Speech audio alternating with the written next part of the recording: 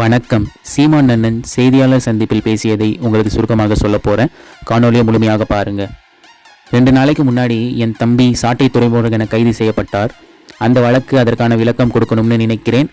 அது சொல்கிறேன். அந்த மேடையில் சாட்டை துறைமுருகன் பாடிய பாட்டு உண்மையிலேயே அவருக்கு தெரியாது. அந்த பாட்டை நான் பாடிதான் அவர் கேட்டிருக்காரு. அந்த பாட்டுக்கும் எங்களுக்கும் எந்த சம்மந்தமும் இல்லை. அந்த பாட்டை இயற்றி அந்த பாட வைத்து வெளியிட்டது அனைத்திந்திய அண்ணா திராவிட முன்னேற்ற கழகம்தான். அம்மையார் ஜெயலலிதா இருக்கும்போது பல 100 மேடைகளில் அந்த பாடல் பாடப்பட்டிருக்கு. இதே கருத்து சொல்லப்பட்டிருக்கு. அன்னைக்கெல்லாம் இவங்களுக்கு வருத்தமோ கோவமோ இடிவோ அதெல்லாம் தெரியல. அதான் திருப்பி நாங்கள் பாடும்போது ஐயோ இப்படி ஐயோ அப்படின்னு சொல்லிட்டு இருக்கானுங்க. அவதூறு பேசுவது, அசிங்கமான அரசியல் பேசுவது, இதற்கெல்லாம் ஆதித்தாய் எதுனா உங்களுக்கு தெரியும். தோற்றுவாய் எதுனா அது திராவிட முன்னேற்ற கழகம்தான்.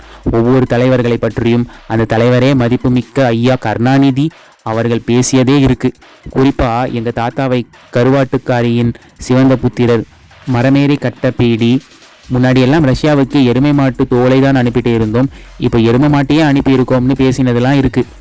அது மாதிரி ஒவ்வொரு தலைவர்களை பற்றி பேசுவது, அம்மையார் இந்திரா காந்தியை பற்றி, அம்மையார் ஜெயலலிதாவை பற்றி, பால்கனி பாவேந்தர் பேசியது, ஐயா எம்ஜிஆர் அவர்களை ஆண்மையற்றவர், ஆண்மகன் இல்லாத ஒரு ஆள் என்று எல்லாம் பேசியது இருக்குது. கொடுமையான விமர்சனங்கள் எல்லாம் வச்சுருக்காங்க. நீங்கள் எந்த கட்சியில் இப்படி இழிவாக பேசுவதற்காக பேச்சாளர் வச்சுருக்காங்கன்னா இவர்கள்தான். மதிப்புக்கூறிய எங்கள் ஐயாலாம் மேடையில் அம்மா ஜெயலலிதாவை பேசினதெல்லாம் இப்போ நான் பேசி காட்ட முடியாது. இப்போது அந்த கட்சியில் சிவாஜி கிருஷ்ணமூர்த்தி பேசுகிறதெல்லாம் சைதை சாதிக்கு எல்லாம் ஒவ்வொரு மாற்று கட்சி பெண்களை எல்லாம் குறிப்பிடுறதை நீங்கள் கேட்டு பாருங்கள். நாகரிக அரசியலை பற்றி, கண்ணியமான அரசியலை பற்றி கற்றுக் கொடுப்பதற்கு, அடுத்தவர்களுக்கு போதிக்கிறதற்கு தகுதி நேர்மை ஒரு துளியும் இல்லாத கட்சி தமிழ்நாட்டில் அது திமுக தான். இதில் ஏதோ சண்டாளர் சொல்லிட்டாங்க. உண்மையிலேயே நான் சொல்கிறேன், உண்மையை பேசுகிறேன், சத்தியத்தை பேசணும்னு நினைக்கிறேன். எங்களுக்கு தெரியாது சண்டாளர்னு ஒரு சமூகம் இருக்குன்னு. எங்கள் கிராமத்தில் சிற்றூரில் குறிப்பாக நாங்கள்லாம் பிறந்த ராமநாத சிவகங்கையில் சாதாரணமாக என்னடா சண்டாளப்பாவி இப்படி பண்ணிட்ட, அதான் சண்டாள பைய, இப்படிலாம் பேசுகிறது இருக்குது. நீங்கள் படங்களையே நீங்கள் பார்த்தீங்கன்னா அடி சண்டாளி உன் பாசத்தில் தம்பி அமீர் எடுத்த படத்தில் பருத்தி வீரன்லாம் இருக்குது. அப்புறம் தம்பி ஜிவி பிரகாஷ் படத்தில் சண்டாளி ஒன்று சொல்லி ஒரு பாட்டு இருக்குது. அப்போலாம் அவங்க பேசலை. பாஞ்சாலி குறித்து நான் எடுக்கும்போது என்னோட பங்காளி வடிவேல் அவர்களை வச்சு ஒரு நகைச்சுவையில் அதை சண்டாலன்னு ஒரு வார்த்தையை பேசியிருப்பார். அப்போ எனக்கு தெரியாது, உண்மையாகவே தெரியாது. படம் வெளியாகி ஓடும்போது எனக்கு கடிதம் வருது, இந்த மாதிரி எப்படி சொல்லிட்டீங்க, உங்ககிட்ட இருந்து இதை எதிர்பார்க்கல. அப்போ தான் தெரியும் இந்த பேரில் ஒரு சமூகம் இருக்குன்னு. அப்புறம் நான் வருத்த கடிதம் எழுதினேன், இனிமேல் நான் பயன்படுத்த மாட்டேன்னு. அதுக்கப்புறமா நான் பயன்படுத்துகிறதே இல்லை. இவங்க தான் சலுகர்கள், சண்டாளர்கள் என்கிற வார்த்தையெல்லாம் அதிகமாக பயன்படுத்தியது ஐயா கருணாநிதி அவர்கள் தான். சங்க இலக்கியம்ல மந்திரத்தில் ஏன் திருமூலர் வரைக்கும் சண்டாளர் என்கிற வார்த்தையை பயன்படுத்தி இருக்கிறாங்க. ஏன் கந்த சிருஷ்டி கவசத்தில் சண்டாளர் என்கிற வார்த்தை இருக்குது. ஐயா கருணாநிதி அவர்கள் நீங்கள் பாருங்கள், பாசப்பறவை படத்தில் கூட இந்த நீதிமன்ற காட்சியில் சண்டாளர் என்கிற வார்த்தையை பயன்படுத்தி இருக்கிறார்.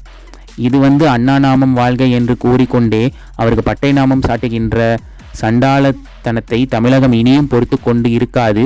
அவர்கள் முதலமைச்சராக இருக்கும்போது சேது சமுத்திர திட்டத்திற்கு எதிராக அதிமுக கருத்து சொல்லும்போது பதிவு செய்த வார்த்தை இது. திருப்பி அதையெல்லாம் கொடுத்தது யார்? எந்த சண்டாளர்கள் கொடுத்தார்கள்?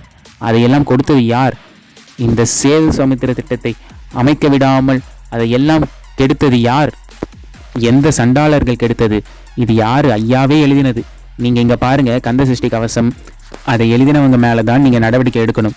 STSC ஆக்ட் போடணும். இங்கே பாருங்கள், கனக பூசை கொள்ளும் காளியோடு அனைவரும் விட்டாகாரனும் மிகவள பெய்களும் தண்டியக்காரனும் சண்டாளர்களும் என் பெயர் சொல்லவும் இடிவிலும் தோன்றிட என்று கந்த சிருஷ்டி கவசத்தில் வருது.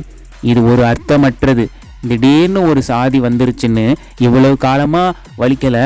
மேல்பாதியில் கோயில் உள்ள போக விடாமல் பூட்டை மூடிட்டு சாவியை எடுத்துகிட்டு போகும்போது உங்களுக்கு வலிக்கலை. நீ எஸ்சி தானமா அந்த பெண்ணை கேட்கும்போது வலிக்கலை. நாங்கள் என்ன தாழ்த்தப்பட்டவர்களா, எங்களை ஏன் வெளியே நிற்க வைக்கிறீங்கன்னு பேசும்போது அப்பையெல்லாம் உங்களுக்கு வலிக்கலையா அப்படின்னு நம்ம அண்ணன் கேட்டிருக்கிறார்.